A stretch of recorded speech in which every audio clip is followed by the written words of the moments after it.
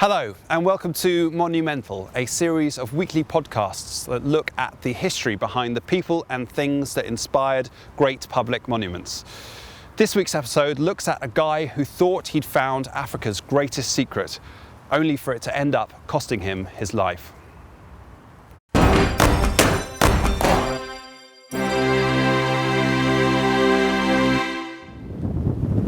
Despite the 19th century being a period of great discovery, there was still one thing that every single Western explorer worth his salt wanted to find out: the source of the River Nile. Just as we went crazy over Neil Armstrong when he became the first man on the moon, the world was waiting to heap praise, fame and fortune on the first man to find the source of that great river. Captain John Hanning Speke's life and ultimately death became defined by his obsession to be that man. Following a 10-year stint in the army, Speke got a huge break by being hired by the most famous explorer of his age, Richard Burton, who was determined to track down the source of the Nile in the wilds of East Africa. They ended up going on 2 expeditions together, lasting several years each. The first ended when they were ambushed by a Somali tribe. Burton got a spear through the face while Speke was stabbed and captured before managing to escape. That might have put off lesser men, but in 1856 they were back. This time, the damage came not from hostile tribes, but disease. After months of trekking through uncharted African territory, illness left Burton unable to walk, while Speke went deaf in one ear, then temporarily blind. Speke recovered, but Burton couldn't shake his disease and was persuaded to let Speke continue without him whilst he recuperated.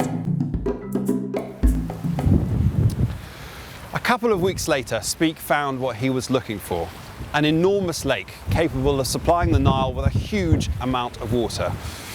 Convinced that he'd cracked it, Speke celebrated by naming the lake after another great wobbly mast, Queen Victoria. Getting overexcited, he raced home ahead of the incapacitated Burton and claimed all the credit for himself, reneging on an agreement the 2 men had made to make a joint presentation. Understandably, Burton was furious and a lifelong rivalry was born.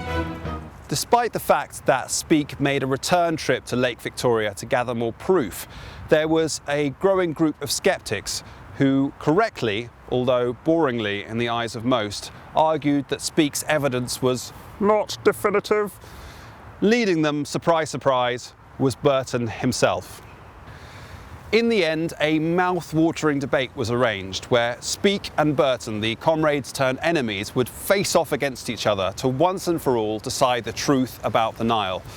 The date was set for the 18th of September, 1864.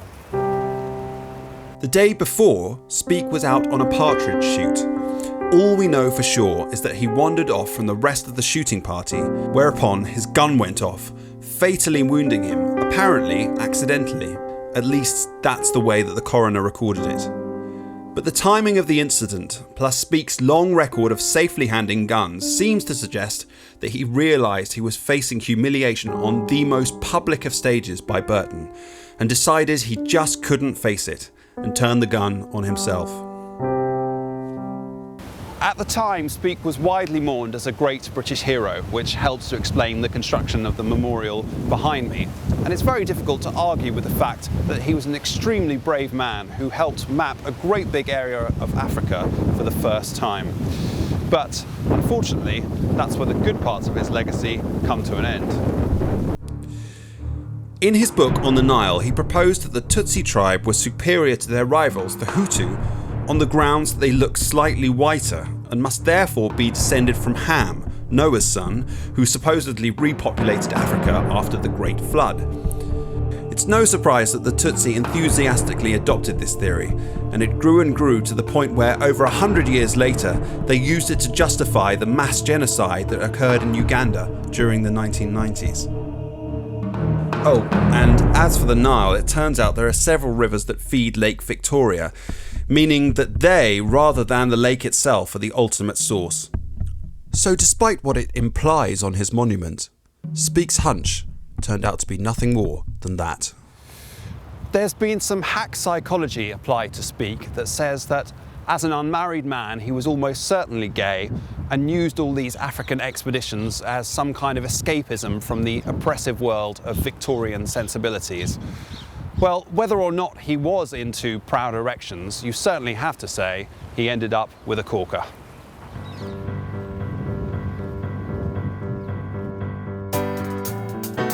Coming up next week on Monumental.